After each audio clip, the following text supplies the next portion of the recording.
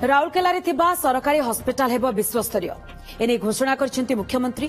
एथिपई राज्य सरकार सबु प्रकार पदक्षेप नेउथबा कहछन्ती।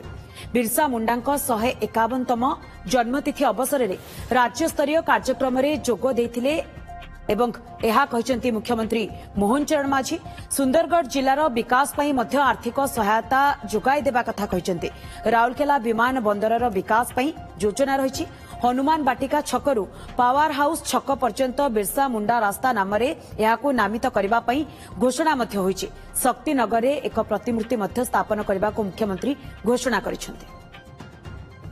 सुंदरगढ़ जिला राउरकेला अंचल आज आम सरकार तरफ पाखापाखि 1800 कोटी टंकार विभिन्न प्रकल्प को शिलान्यास करागला एवं तार उद्घाटन भी आज करा जायछि।